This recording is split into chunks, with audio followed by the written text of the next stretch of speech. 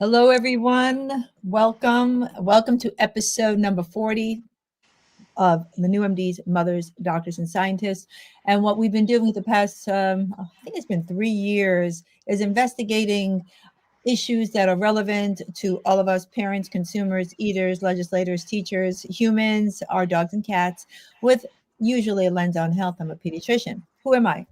Glad you asked. I'm Dr. Michelle Perro.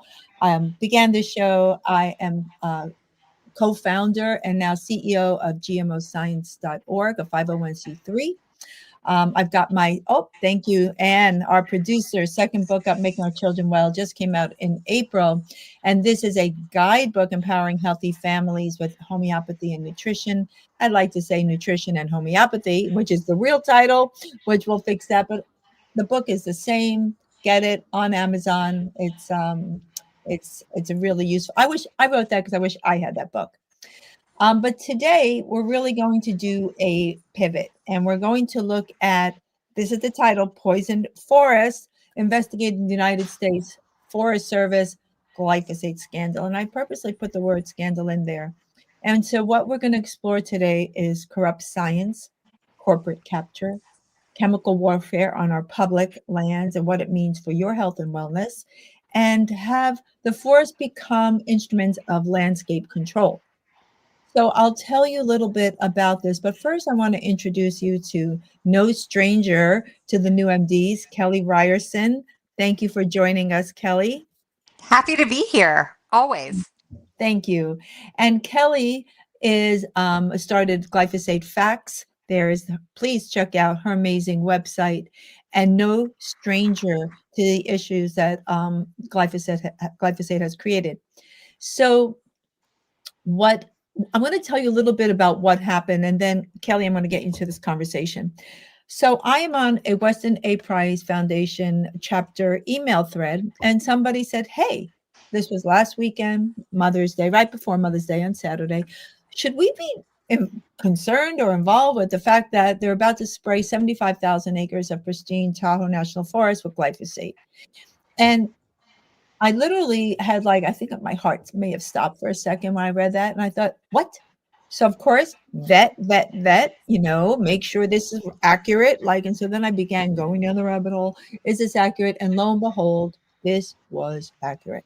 So I think the mama, everything in me got inspired to write a letter.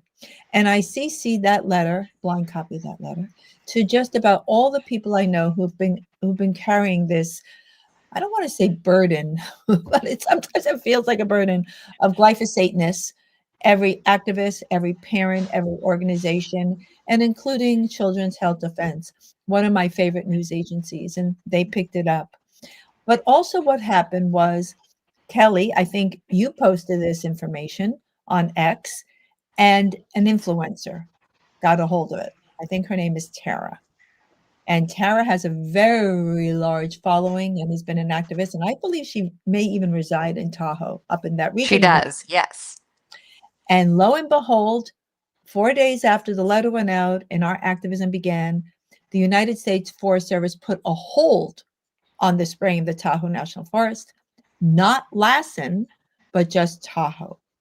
So I want to start off by first, Kelly, introducing yourself to our listeners. You need no introduction, but please introduce yourself. And I'd like to hear, let's get into this conversation. And it's a conversation because Kelly was so magnanimous jumping on this call. And we've been doing this frantic, quick study to bring ourselves up to speed. We're both Californians on what's happening. Kelly, please. Yes. So I am known online as Glyphosate Girl. I have been working on issues of glyphosate now for over 10 years, understanding just how catastrophic the chronic poisoning is with glyphosate and, of course, other toxins as well. I got my start as with the name Glyphosate Girl when I was blogging anonymously the Roundup cancer trial starting in 2018 and following that whole path and continued to work on issues and have been active in the MAHA movement and Kennedy's campaign. Was a volunteer with that as well and followed him along and now continue to push back on the EPA on matters of pesticides, and have been very frustrated, frankly, a lot of this last year as some of the campaign guarantees haven't come to fruition. But anyway, so that's what I'm regularly doing. But yes, I'm originally from California, and Tahoe is my beloved place where I go each winter and each summer. I actually own land in the Tahoe area, and so this is very near to dear and similar to Dr. Pero. When I saw this news, it really was stunning. On the other hand, I've also wasn't totally shocked because I know in forests across this country, it's an enormous problem where they're dumping so much Roundup. And not only that, but I've also tracked that in our national parks, they regularly use it and they defend it by saying, well, it's to control invasive species. There's no other way. But you have these beautiful things, Yosemite, Yellowstone, and they're more than happy to use glyphosate on these treasures. And so, but they came for our home, Michelle. And so now I'm like, oh no, you didn't. Well, that was the sentiment, was it? Was, I hate to say it, my backyard, but it is our backyard. But it's also this kind of flagrant arrogance of not involving the public sentiment at all. And I wrote to all the people involved with that. I wrote to all the organizations, no response, just crickets. So they don't even respond to citizen acknowledgement. They've really X'd out public involvement, which we can discuss, about that as well, that where there's no engagement about what it is they're trying to do. But what I wanted to talk about, let's figure out, the way I'm looking at this is citizen discovery. I'm a clinician, I'm a pediatrician, to professional inquiry to documented investigation. And we literally have become scientific journalists in a sense of the word, as well as investigators. And just in covering truths, I think of us as CSI moms is what we're doing constantly. And it's constantly feels like it's a backfill. But what I want to start talking about is, let's talk about this issue. Have you had a chance to look into it? I know something, maybe you know something. We can put our heads together and share with listeners what it is they're trying to do and why they're trying to do it. Let's get into it. So, what's your sense of what they're trying to do here in California? So it was very helpful. The Mother Jones article, of course, broke this open. For those who haven't checked it out, there was a deep investigative piece that was done on just how much Roundup is sprayed in our forest system. And it was appalling, yet not surprising for those of us who have been working at this for a long time. But essentially, they want to go into the fire-stricken areas and burn off anything that is there and plant the conifers that they consider a cash crop. So if you wanted to have conifers that are valuable to timber industry, then maybe and their perspective is, let's kill off all competing vegetation underneath it so that the conifers, the cash crop, gets it's no different than a GMO corn. Let's kill everything that's competing with the GMO corn, so it's just the GMO corn that gets the Mhm, resources. mhm. And so that's their approach here. It's something that's done all over the place, but this really brought it to fruition to really see what those numbers are in this planned spraying. Now, what you and I haven't talked about yet, even offline, is so I've co-founded this group called Protect Tahoe, and we're digging in deeply into what the situation is behind the scenes. And what's appalling is that spraying has actually already started. They are they are lying when they say that they're postponing till 2028, and there are people in the group that have already seen it in their communities. So it's an urgent matter, and the gaslighting that's happening from these different agencies is disgusting. And so that's something that we're putting together a plan, of course, all together in terms of what we can do about it and what the political aspects are of it. Fortunately, there's so much interest in the Tahoe area that getting people excited about it isn't hard in comparison to some of the larger issues I think that we've all dealt with. But what's really very frustrating is right off the bat, my first calls, of course, were to figure out if NRDC, if Earth Justice, if Greenpeace, if Sierra Club, if those large organizations, because those organizations are founded for moments like this, right? And and there have been a couple of posts maybe from Greenpeace and Sierra Club. Otherwise, it is mute. And I'm just like, At what point, if you're named the Sierra Club, do you not take this on? And why is it just left to a handful of activists here and locals to push back? But that's sort of what the status is right now, as far as I know. So this is an interesting thing is that, well, first that I read about that they were halting it on May 14th, the spraying, and that they're not. Well, that's just a flagrant lie. I don't know what else to call it. And I agree. One of our listeners made a comment, and I couldn't agree more. And we're killing off not just the vegetation, the brush, but all the pollinators, the wildlife, the ecosystem, and all the medicinals. There are indigenous communities that live in Lassen, at least 6 or 7 different indigenous communities that forage and mushrooms, and that are it's poisoned. It's absolutely poisoned. And so this and the idea that glyphosate breaks down is Oh, absolutely mythology. We have a study which shows that there are some glyphosate persisted for 22 years, and it depends on the pH of the soil, the climate conditions, etc. So the idea that this thing just dissipates is absolute nonsense. So we have one, we're getting gaslit. Two, they're not being honest. Three, the state of California has become one of the biggest consumers of glyphosate in the forest industry spraying. I think last year, 223,000 pounds of glyphosate was sprayed in our forest. So what got me particularly incensed, and maybe you can comment on this as well, Kelly, not that you're maybe aware of this, but there are two authors that I had followed. I put them the letter. One gal was named Carol Van Strum. She was involved with the spraying of Oregon forest outside of her home in the 1980s. She wrote a book called A Bitter Fog. That is the updated version you're seeing there. And this is a true story of the intense materials that she amassed, and how she was treated. What people may not know is that Carol lost her 4 children in a fire that targeted her house while her 4 kids were home.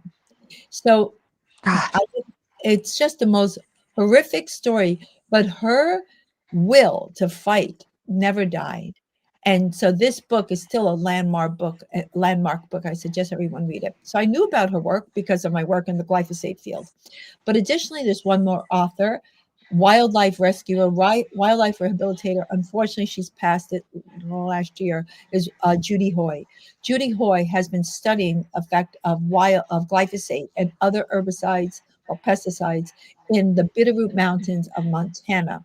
And she found that the wildlife began developing these as severe anatomical abnormalities of their faces from eating these glyphosate-based herbicide-tainted plants. And it was so that they couldn't eat. And she actually figured out how to correct it, and she was correcting them.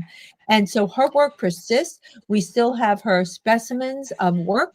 So her work is not going to die, protecting wildlife. So to one of our listeners' points, we're worried about the wildlife. We're worried about the vegetation. We're worried about indigenous cultures. We're worried about medicinals. We're worried about the effects on the pollinators. And bees have died. I mean, they're not dying, they've died. So I want to throw that out there, Kelly, as I talk about this. What just tell us what your thoughts are about this and how this weighs on you as a Californian, a Tahoean, a mom. I mean, just what's the impact of when you hear this kind of stuff? I am so, even though I deal with this day in, day out, I I don't know what it's going to take to finally change things. I feel like we've been at the tipping point of understanding what the devastation is from glyphosate and these chemicals. We know what it is. People, there's not a question. We can see it in the example of the chronic disease epidemic. We can see that our environment's being destroyed. We can see that dogs and cats have lymphoma, enormous amounts of lymphoma. And seeing that, I had an opportunity actually.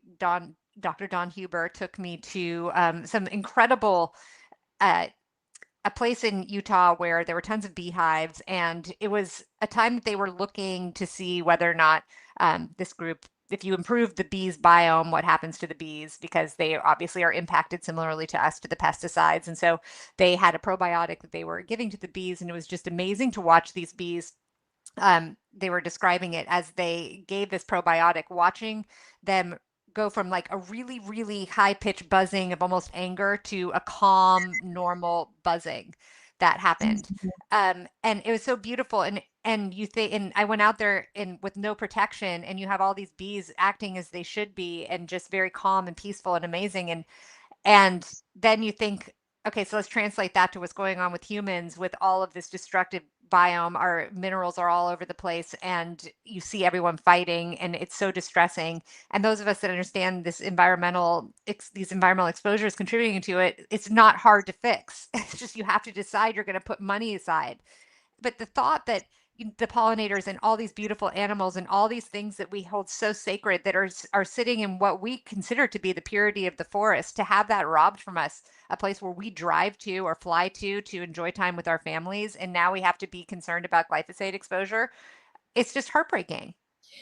So maybe this be a good moment because I did say in the beginning of the show, this is a show that's focused with a lens on health. And I remind our listeners that glyphosate is an antibiotic patented by Monsanto as an antibiotic in 2003 and 2010.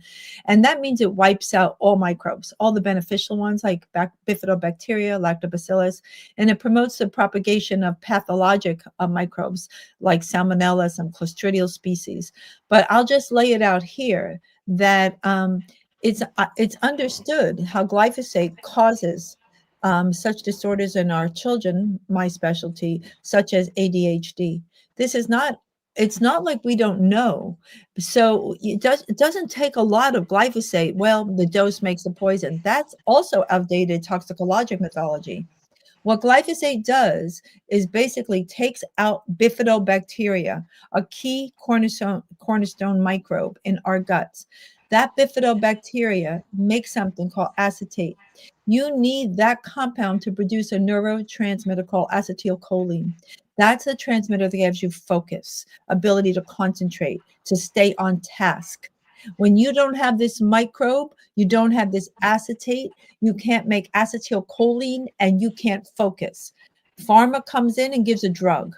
Now, I know we're a little bit off topic. We're not talking about poison forest, but we are talking about poison forest because many families go to recreate in our forest as a place of refuge, calm, getting away from city life, camping, streams, and they are going to be inundated with the same spray that they are in the meridians, the parks, they're around their houses. We can't escape glyphosates.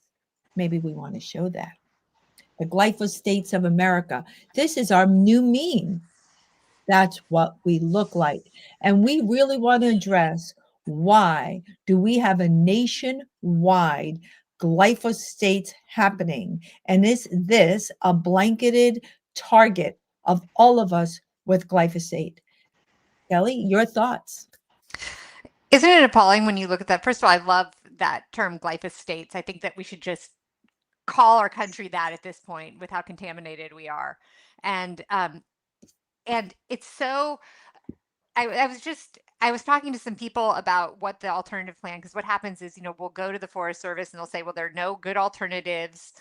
This is what we have to do. This is how it's always been.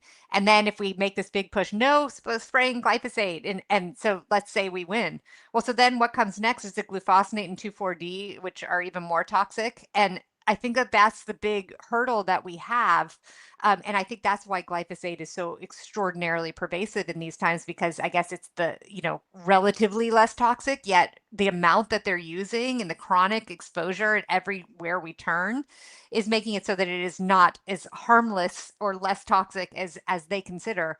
And so one of the things that we're thinking of with the forest is how do we present how to do regenerative practices in a forest, and how can we convince these elected officials and change their position, many of whom might not even be ill-intentioned, but they might not think there is another way to utilize practices that work with nature and actually restore and decrease the likelihood of continued wildfire. Because as it stands now, each time one of these forests is planted like this, is in a monocrop situation, it's like planting matches for wildfires. This is happening all through Canada as well with those massive wildfires. I mean, it's the same thing where it's all these conifers that are planted by the timber industry, and all the things that would make it less susceptible to fire has been killed by pesticides.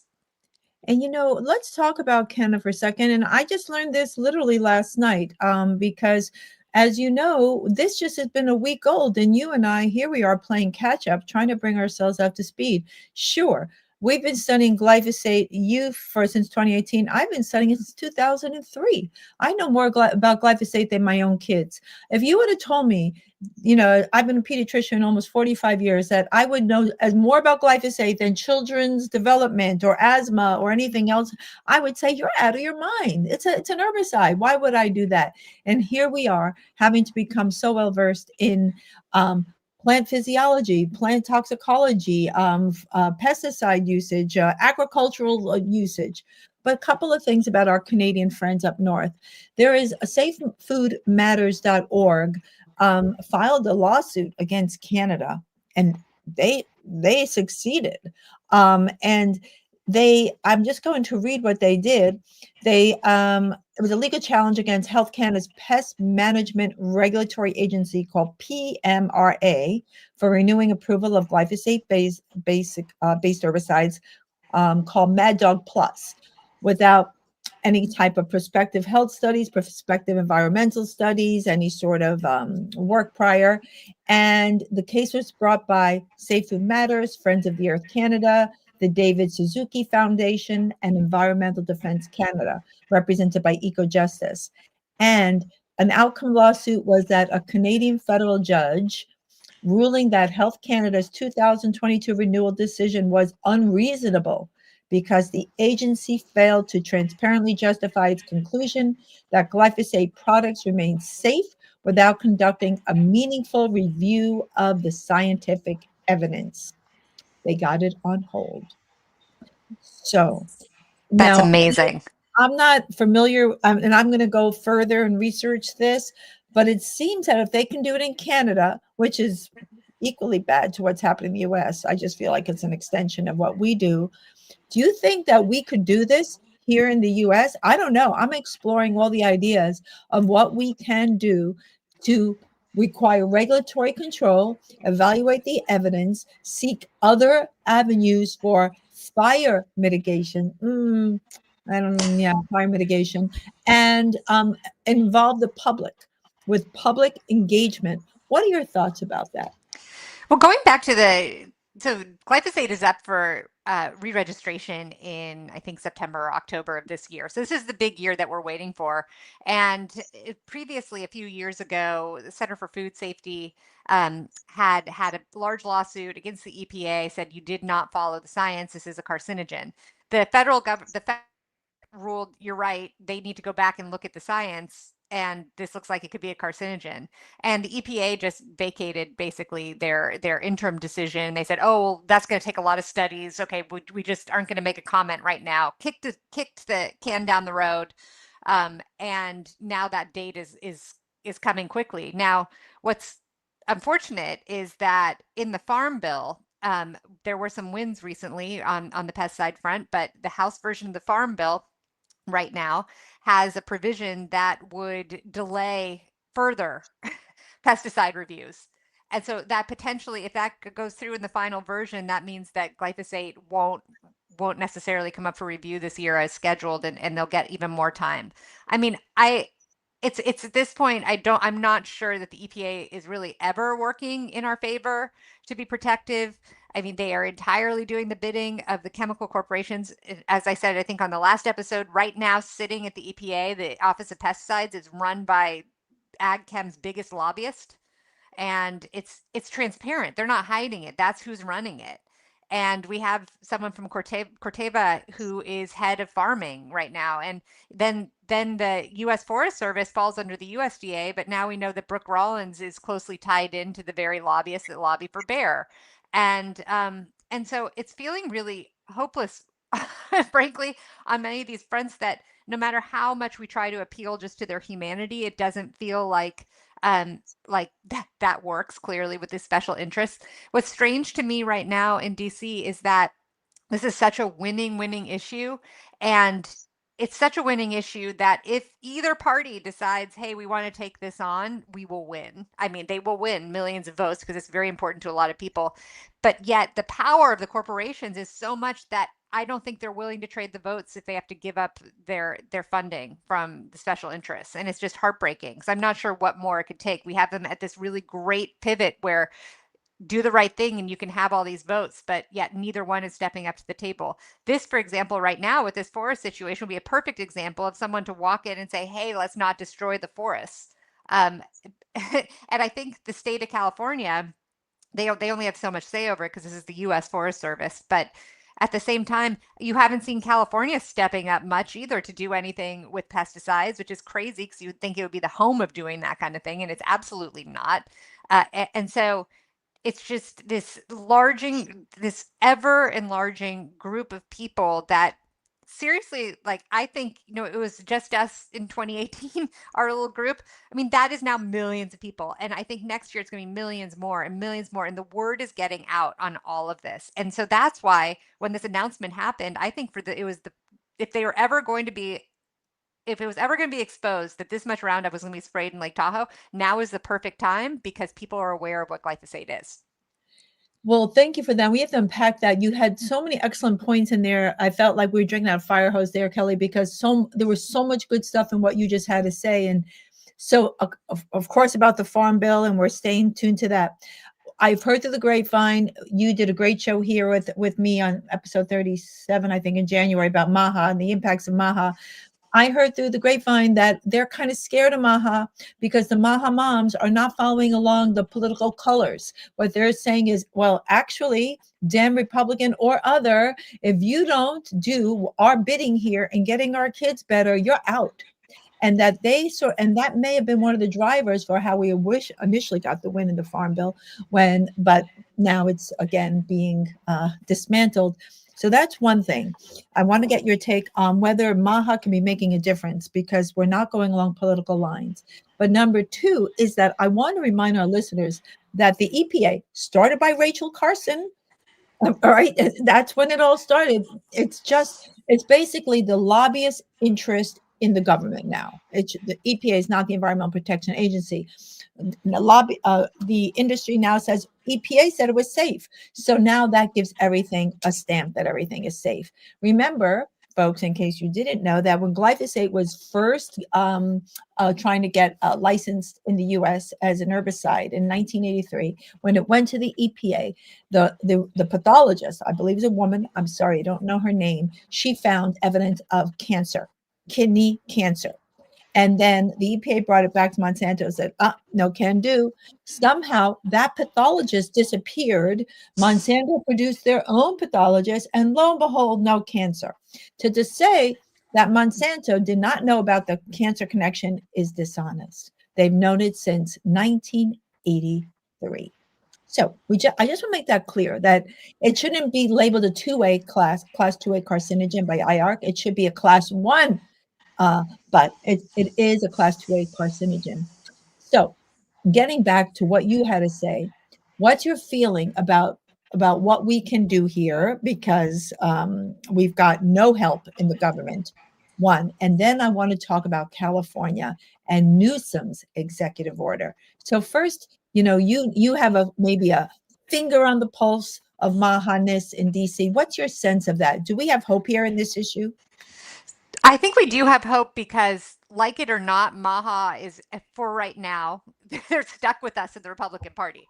So, as far as they're concerned, we are a big chunk of people that got President Trump elected.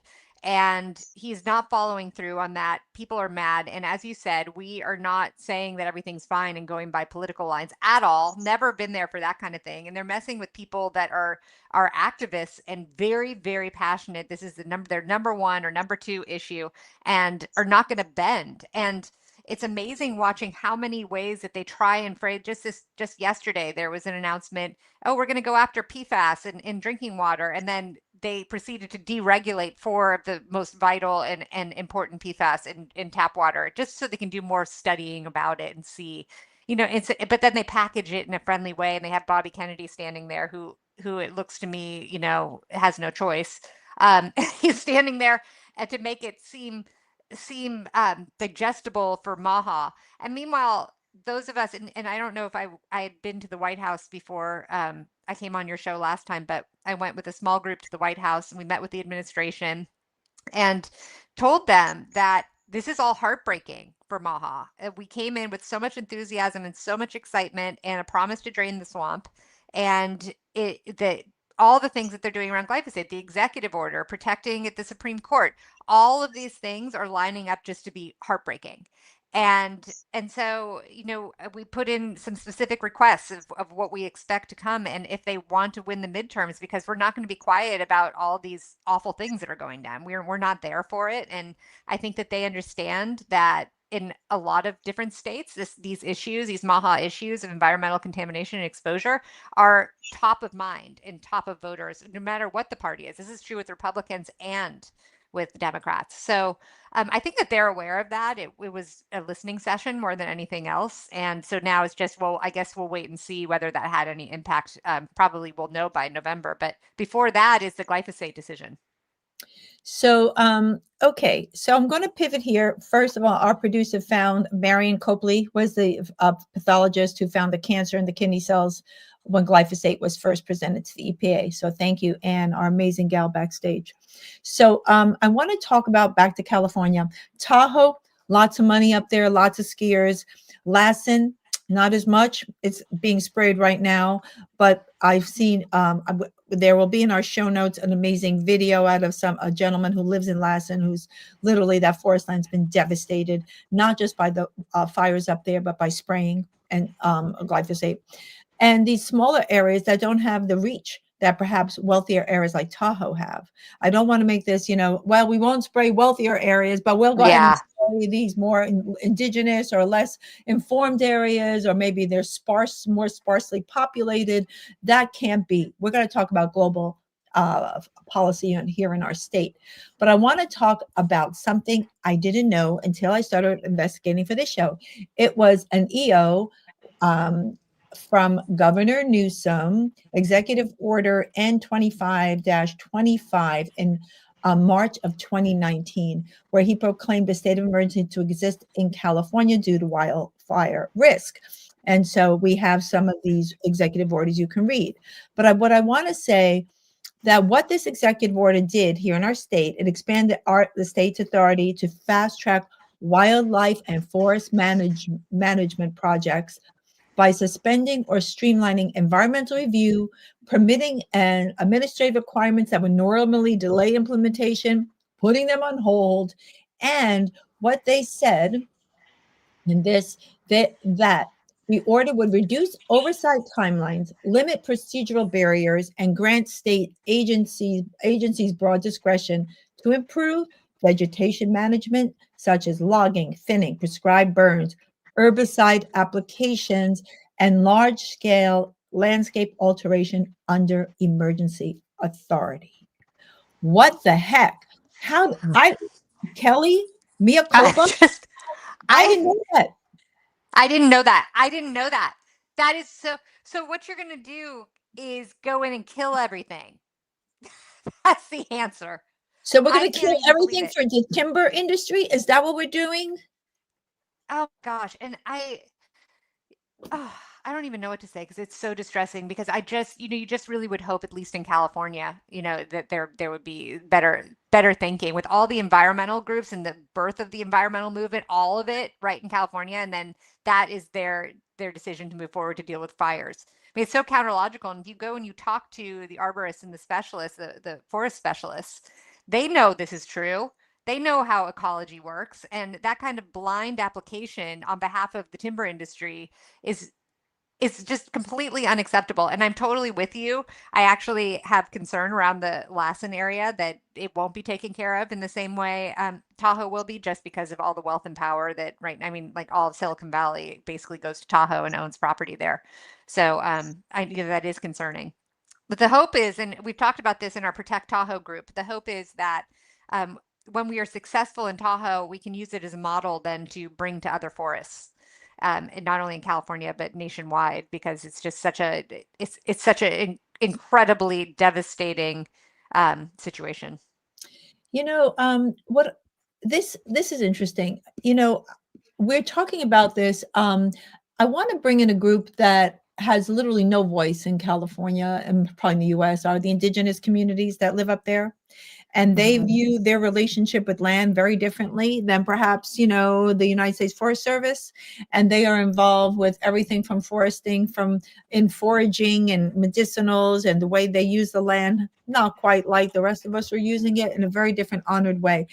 Do we know if anyone is paying attention to the indigenous communities, particularly in Lassen, where there are at least five or six, at least as far as I started to look, and which indigenous communities are up there? I know there are quite a few up in Canada. So Mhm. have we given them any say at all because they live so close with their forest? They have a different relationship with the forest. What is happening with that? Do we even know? It we have some connects in with the indigenous community in Tahoe, and that we definitely are going to be bringing in because exactly what you're saying. They understand the forest. They understand all the other ways. They historically have done strategic burns for reasons of forest regrowth, and they understand it. And I think it's really important that we take their knowledge and learn from it and apply it, particularly at a moment like this. But once again, I'm not sure with Lassen who those groups are. No, me either. And so this we become such a fragment. And one of the things that we have to do, and we've said it before, is we become siloed, where these little individual groups all trying to create the same with the same intentions, doing it different ways. We're not organized, we're not networked. And oftentimes it's really hard for us to network because we're on few staff, limited budgets, trying to work through Telegram, Signal, X, Facebook. I mean, it's kind of patchy. It's like a patchwork quilt, right? We're trying to bring this quilt together. Now, it's not to say you can't take a lot of isolated patches and make a beautiful quilt. I know we can, but that means us all somehow come together. The new MDs, mothers, doctors, and scientists. How do we merge the clinicians, the scientists, the scientific journalists, the activists, all so we can join together? How do we do this, Kelly? What would be your perfect universe on how we bring our groups together to create? I hate when I say actionable items, but I'm going to say it because I hate saying that. How do we do this? Like, what are your ideas about that? I think that I think more than ever, I think finally you have the activists and the doctors, our core group talking to each other, and then bringing the farmers in too, and the toxicologists and all of us coming together. I see more of it than I ever have. I think that the situation specifically in Tahoe, this is speaking to exactly what we're hoping to do under Protect Tahoe, is bringing in all these experts, because the truth is it's going to take the physicians, the moms, the scientists, the the indigenous communities, the agronomists, all these different people. We're thinking the fire chiefs, all the people that work. Who are the sprayers that are planning to spray this? Because this could be a backpack spray. I wouldn't want to be that sprayer. And as soon as they know what potentially could happen, I bet they won't want to do it either. So there are all of these different components and parties. And fortunately, I think that I wish that it were possible on a larger scale, but we are kind of thinking, well, maybe this was meant to be in as the next evolution in the pesticide battle, where it can be in a relatively wealthy place, where we can have some success, where we all have access to the various parties that we know can make a really convincing argument and show that this is illogical, this approach. So I hope that we're building it. I hope we're building our ideal situation, at least for this, that we can replicate. But it's certainly, as you know, we haven't been able to really do it at state or federal level yet. So maybe at this hyper local situation, it will be successful. Well, we have to start somewhere. To your point, if we start in Tahoe, we get some wins up there, and we can take that model elsewhere.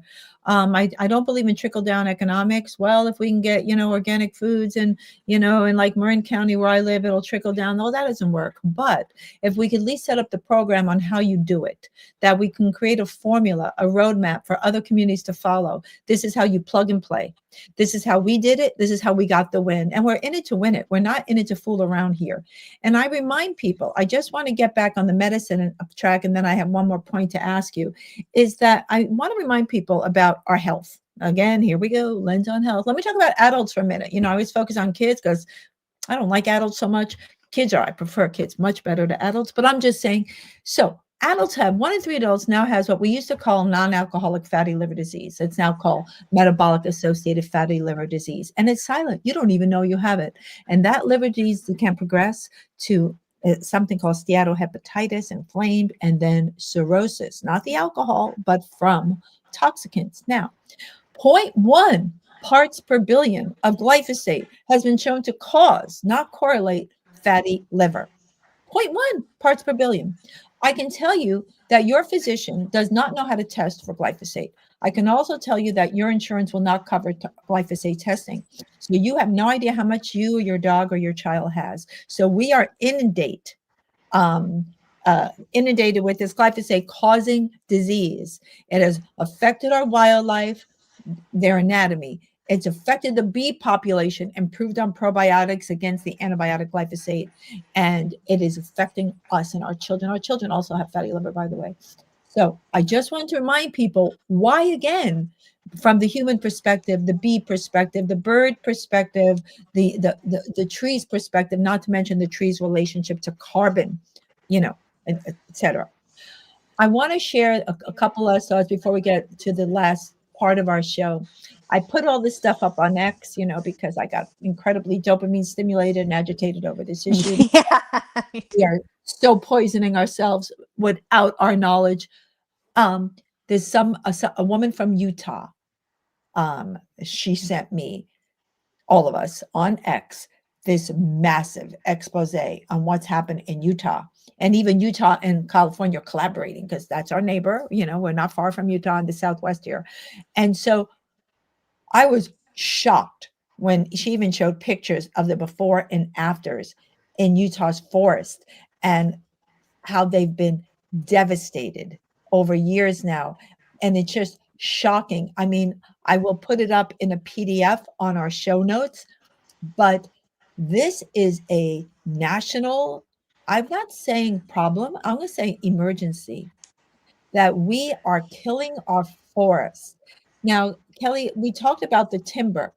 Do you think there's another agenda here from your opinion and you being on the Hill in DC, you know, throughout the US, actually throughout the world and here in California? Do you think there are other agendas here at play, or you think this is simply profiteering by timber? What's your sense of it, having been in this so long? I think it's profiteering the timber. It's definitely the timber industry, but it's also the chemical industry, and it's giving them. Can you imagine what the sales are like for that quantity in dumping all over U.S. forests? I mean, that is a huge, huge price tag that the U.S. government is now paying to chemical companies, and I'm sure they're quite happy about it. I think that what I'm running into more than not, though, is there are certain people that are the lobbyists or that are in deep with agricultural chemical companies. That's just how it is. There are also the vast majority of people that have absolutely no idea even what they're doing or talking about or have any sense as to how dangerous any of this is. And I think that's been what's been most eye-opening being in DC, especially meeting because I've historically we've met together with different Democrats and Democratic offices. This is the first time that a lot of these Republican offices are hearing from anyone like us because basically people never tried, assuming that it was going to be really hard to convince them. And so it's interesting going to these meetings and they're wide-eyed and they're really listening and they're surprised, but maybe not so surprised when they think about their own communities, particularly in red states that are on the front lines of these pesticide exposures. And I oftentimes point to the fact that my family in North Carolina, my father-in-law died of an ALS-like disease from pesticide exposure. My mother-in-law died also early from cancer at the same time, similar exposures. And this is happening all throughout their small town in North Carolina. This is a very deep red area. And certainly a lot of the Republicans understand this because that is where they are from.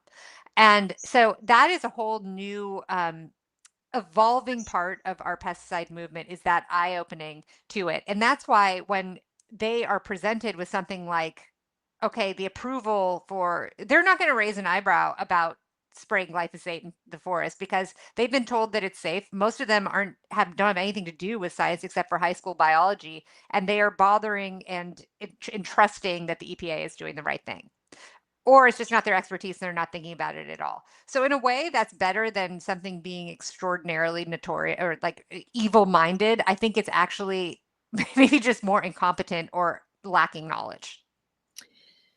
You know, boy, Kelly, again, a lot to unpack there. So true. It infects us all, both, locally and globally, right? Every one of us has been touched by this, and as well as our animals.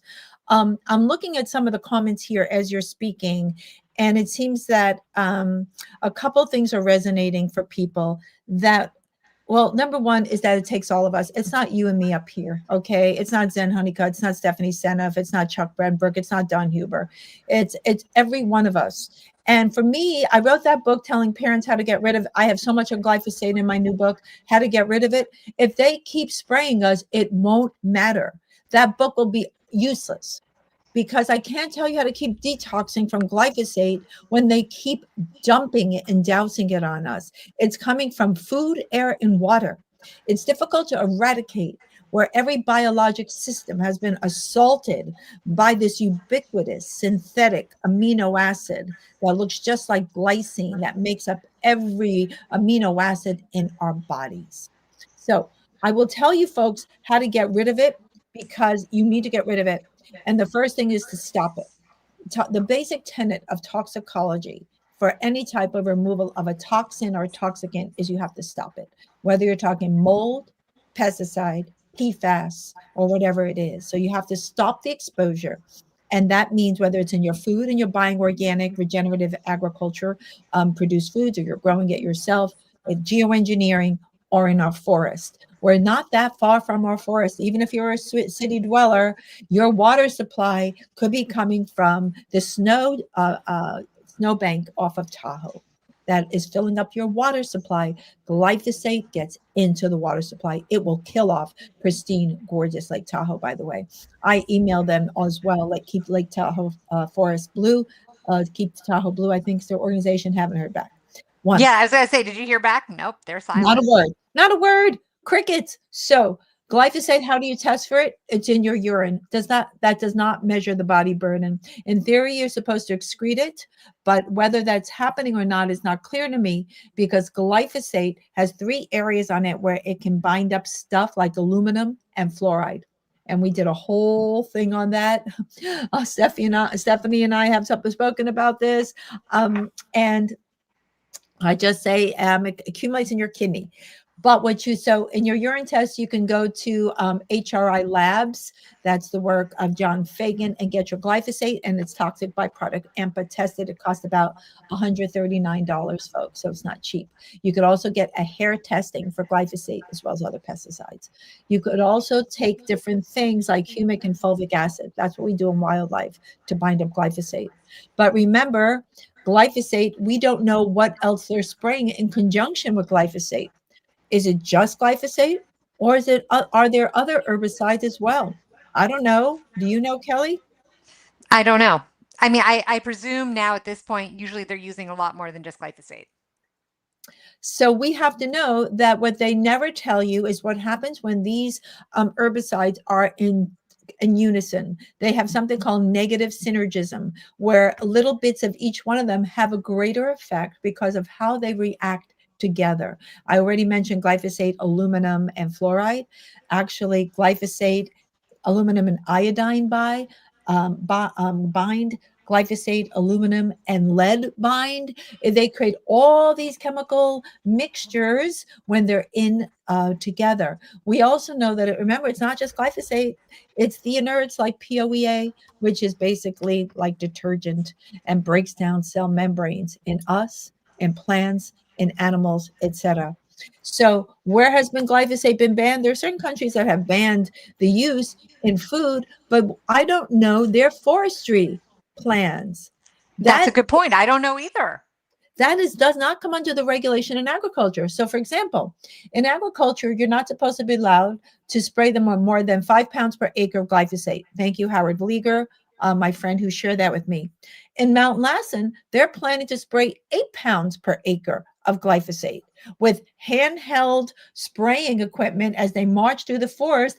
And the sprayers don't even have any protective wear, no PPE. So awful.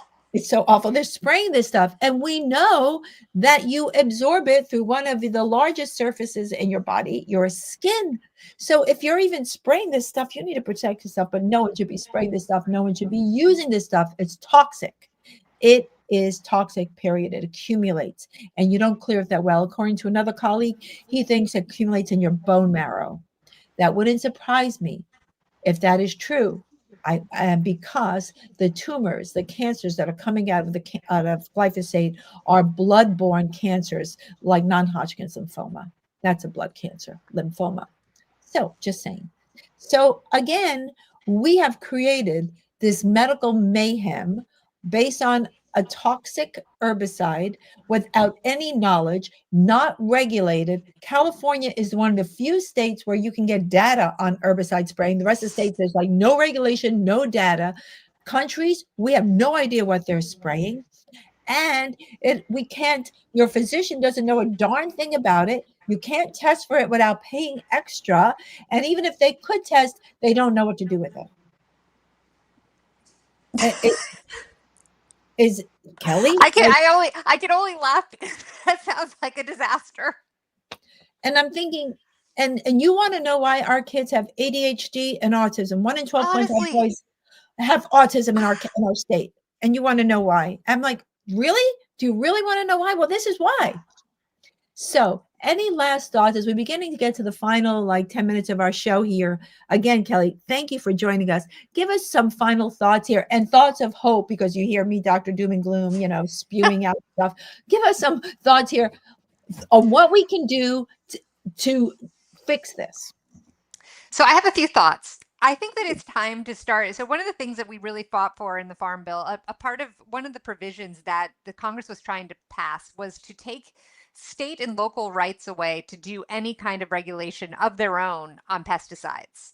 That would have been heartbreaking. So that means all the communities that have put on protections around schools, playgrounds, their own cities, those rules would be stripped away. So we won that in the Farm Bill. So as it stands now, we still have our rights in our communities to do something about it. I would say that if you can get going and find just a group of like-minded people, I cannot understate or I cannot overstate how important it is to start locally and start that groundswell in your local community, because it starts to pick up. It does impact at the national level. And I'll use an example of what happened in a fight actually against 5G in my hometown in San Mateo. So we had found a small group. We organized ourselves. We went and we talked to each individual city council member about why we were concerned about 5G towers being placed in your bedrooms. And it was a long fight, but we just kept on showing up. And ultimately, we won these setbacks away from our houses, which was amazing. We couldn't believe we won against Verizon. So now that I'm looking at the national level and they're trying to be able to deploy 5G towers even on your front yard, and there are all kinds of awful things that are coming federally. What they're footnoting the problem as is San Mateo, California, because we got in their way and we can't have that. So my point is that what you do in your small town impacts things federally. They're watching you and they don't want you to spread that. So now we have Palo Alto, we have Redwood City, we have all these other cities that are around San Mateo that are calling us, asking us how we did it. We're sharing with them. They're having success and we're growing it that way so that the federal government has to start listening. So I just think that even when you feel powerless at that national level, because you have every reason to feel powerless, because I feel pretty powerless and I'm there meeting with people, start locally. And you can do it. And there are enough people now that are worried about this that you can get things done. Kelly, thank you for that. I want to also give a shout out to grassroots activism and doing things in your community. The way I got started with this is not that I was born with this knowledge or I was brilliant, not in the least. I was busy. And a group of moms here in their kitchens decided they were going to stop the spray against a light brown apple moth that was to occur along the entire coast of Northern California. Moms with no particular experience in any of this at all just decided that this was not good for our landscape, for the moths, for the pollinators, or for their children. They got me because they needed a pediatrician on their board. I went kicking and screaming. This was about in 2003 or 4. And indeed, one county got sprayed. It was Monterey. They did get sick, by the way, the people after getting sprayed. But these mamas, including me, we stopped. the spray. It turns out decades later that this light brown apple moth that was to decimate the apple crop never panned out. Again, mythology. But it was this group of moms who were meeting in kitchens, having organic coffee and snacks, going to their local organizations, showing up and not backing down. No expertise. There were no scientists in the group. I was the lone pediatrician. These moms were moms. There was one of them was a lawyer, but that was it. And so and so here we were. And again, everybody is still involved in their own communities. You know, we're all in different areas now, but people are still doing what they do. So this works, this idea of grassroots activism. You say, oh, I'm such a small, critter. Don't underestimate the effect of one mosquito sleeping with you in your tent at night. You be that mosquito. So I want to say, Kelly, how can people reach you? How can they find your work? What do they do in their communities today? Not tomorrow, today. So just tell us how people can find you in your work. Yeah, you can find me. I am Glyphosate Girl on both X and on Instagram. And glyphosatefacts.com is my website. And I also am a co-executive director of a group called American Regeneration. And we have incredible regenerative farmers we're working with to try and accelerate that type of agriculture. And so I would say today, go and look up and see what's going on in your town right now. What is their herbicide policy? Go and see how they treat the parks and the schools. You might actually be happily surprised that some towns are more protective than others. And just set up a meeting with someone on your city council or your mayor. They have to listen to you. Set up and just explain what your concerns are and start there. And I would recommend, now I have posted on things about glyphosate on Nextdoor before, and I have been they'll delete it, and it is censored, and I think that big chem is involved over there. But for a little while, you can usually keep it up for a week until they sniff you out, and you can find some like-minded people that can reach out and contact you about it that are in your neighborhood. Thank you for that. So you heard it first, folks. So first of all, everyone, please get involved with forest preservation. No trees, no life.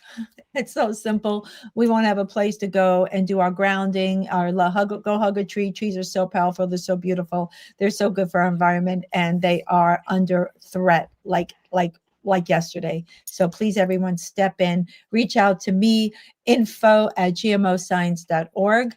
I have gmoscience.org as my 501c3, started in 2014. That's where you'll find me. Please feel free to donate. Please get my newsletters. I'm writing like crazy, folks. I drive my husband nuts up late at night It's so writing. good. Thank you. It's I so good. I read them all. Bless you, Kelly. You and my husband. Well, I think my husband's given up. So, yeah, I have a Substack where I write a lot. Only I tend to be more personal in my Substack. So please visit that. We have our show. It's the third Tuesday of every month. And next month, Dr. Sabine Hazan will be on to talk about bifidobacteria, and I will be slamming glyphosate, which is shown to cause ADHD in a Substack I just wrote. So you can feel free to come there too. So I would say last words for our audience before we sign off, Kelly, and then we're going to say good afternoon. We will win. We will win. It's the end of the toxic era. So I'd like to say thank you, Kelly Ryerson, for stepping in last minute. We are catching up with this topic. Thank you, everyone, for listening today. We live on Rumble, Facebook, YouTube, X.